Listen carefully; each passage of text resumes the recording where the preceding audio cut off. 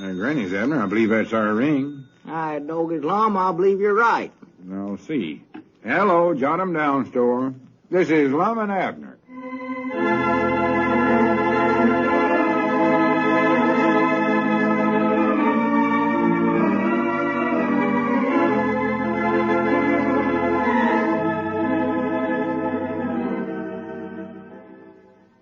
And now, let's see what's going on down in Pine Ridge.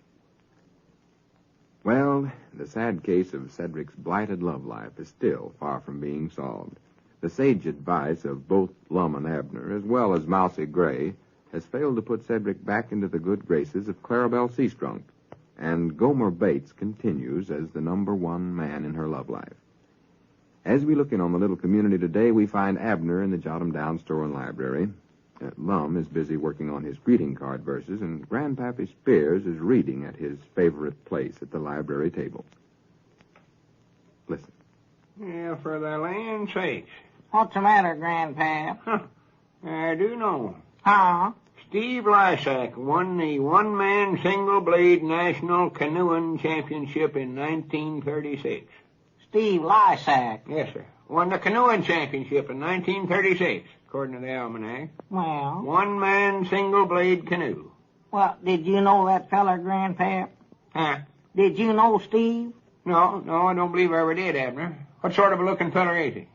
Well, how would I know? Well, you ought to know what your friends look like. Huh? How could you ever tell it was him if you didn't know what he looked like? Grandpap, he ain't no friend of mine. He ain't? No, sir. Well, what don't you like about him? Well, I like him fine. I just don't know him, that's all. Don't know him? What'd you bring his name up for, then? Grandpap, I never brung his name up. You were the for one. Goodness sakes, can't you two hush up for a few minutes and let a feller get some work done? I can't concentrate on these greeting card verses with all this prittle-prattle going on. Well, Grandpap started it, Lum. He said that a feller by the name of... I know what he said. Just forget it. Drop the subject. Well, it was Grandpap's fault, that's what it was. Well, listen to this, Abner. Here's something about that friend of yours, Steve Lysack. He won a canoeing championship in 1936. It says right here now. Lum, I believe that was our ring. Yeah, I heard it. Granny's, if it ain't one interruption, it's 6 or 7 others. Hello, Jot 'em Down store and library, Eddards and Gray Publishing Company, L. Eddards, president speaking. And he ain't a friend of mine, Grandpap. I ain't even never met him. Shut up, Abner. Yeah. Huh?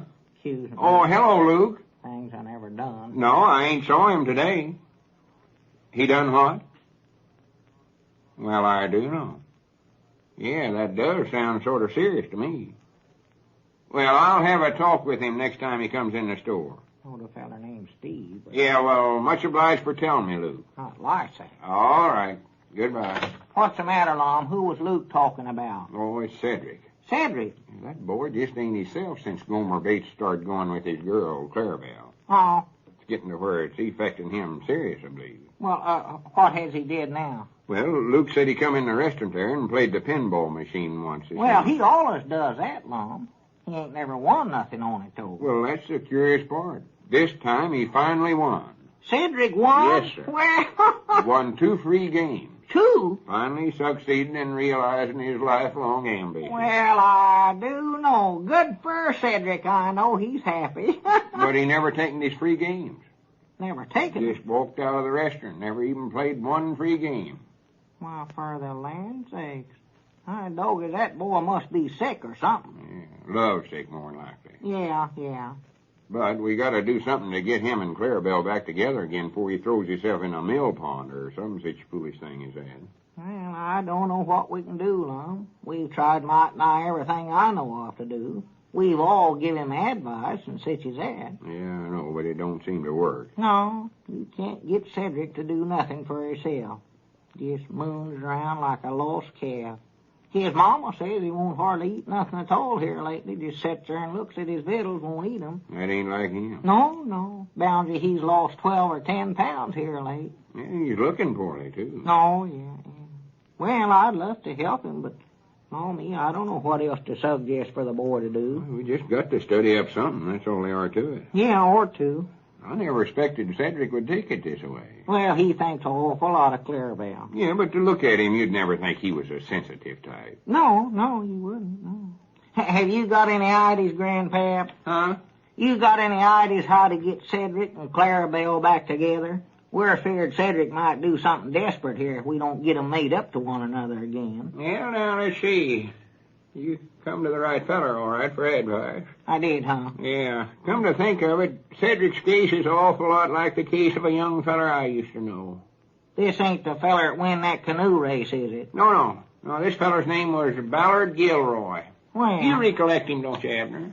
Ballard Gilroy. No, I don't believe I do, Oh, Grandpa. sure you do. He's a Cherry Hill boy. No. Yeah, second cousin to Virgil B. Breckenridge. Well, Used to be the barber over at Odin. yeah. And all his vested relates in South Dakota every winter and went ice skating on the Sioux River. Oh, yeah, you told us about him. I recollect that. Yes, sir, one day Virgil B. Breckenridge. Well, now, wait a minute, Grandpap. We know about him. What about his cousin, this feller, Ballard Gilroy, whatever his name was, and his love life? That's what you started out to tell us about. Oh, you heard about that too, huh? Well, not yet, we ain't. You just going to tell us about it just now. Yeah, and for goodness sakes, hurry up, Grandpap. The longer we don't do something, the more I get worrying about Cedric. Yeah, me too. No telling what that boy might do. No. Yes, sir, one day Ballard Gilroy went to the circus and fell in love with a girl in the circus. He did. The bearded lady. The bearded lady. Yes, sir, the bearded lady. Ah. Said he fell in love with her 'cause she reminded him of his papa. Oh, now, Grandpap, I don't believe It's the that. truth, Abner. It's the truth. Sassy Frass. All right, you just ask Virgil B. about it sometime. He'll tell you. Sassy Frass. Anyway, the circus left town and Ballard had to stay home. But him and the bearded lady started writing letters to one another. Love letters, I reckon. They did, huh? Yeah. And then every Christmas they'd give one another Christmas presents. And you know what they give one another? Well, they ain't no telling, I don't reckon. Razors and shaving soap. Oh, Grandpa, you're just making that up. I and you am know not it. making it up. No You secret are thing. It's the done it. truth. I can Just tell a by minute looking here. at This you. ain't helping us none. What we got to do is get hold of Cedric and have a heart-to-heart talk with him. Yeah, Try to get some horse sense into that head of his. Yeah, that's fun too, goodness. Remind him of his papa. Well, she did. Whoever heard just it tickle like then. Well, what's wrong with that? Ballard was always a boy that admired and respected his papa, and so natural, when he seen a woman that looked something like his papa, Ballard started admiring her.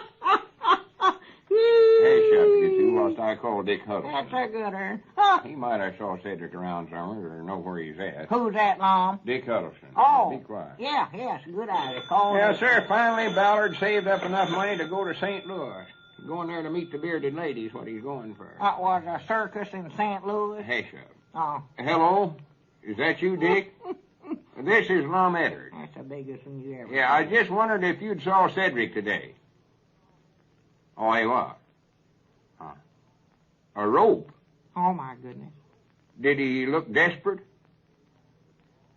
Appeared like he was in an awful big hurry, huh? That ain't like Cedric. Uh-oh. Well, which way did he head for? Dog, I hope we find him before it's too late. Oh, well, much obliged, Dick. If he happens to come in there again, send him over here right away, will you? Yeah, all right, Dick. Yeah, much obliged. Goodbye. Granny's Abner, we got to work fast now. Huh? Cedric come in Dick Huddleston's place over there just a little while ago and bought himself a piece of rope.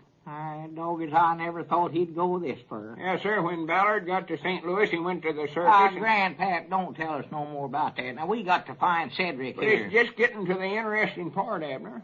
This is where he wins the canoe race. Or no, that was a different feller. Well, what can I do, Lum? You want me to start looking for Cedric? Yeah, you go to his place and look out in the garage around the barn there. He might have went there. Yeah, it's just about where he'd go. Yeah. And when Ballard got to circus, he went into where the sideshow was at, and what do you know? They had a different bearded lady. Lum, whereabouts is my hat? Have you saw it? Don't take time to find your hat now. Oh. Yes, sir, it was a different bearded lady this time. Here it is. But this one never reminded Ballard of his papa. Well, now, what'll I do if I find Cedric over there, Lum? This one reminded Ballard of his uncle Roy. Grandpap, be quiet. I'm trying to ask Lum a question. Yes, sir. After Ballard got to talking to this new bearded lady, he discovered that it actually was his Uncle Roy. He was just dressed up like a woman. I doggies, Lum. Look out there in the road. What is it? It's Cedric walking right down the middle of the road there. Look at there.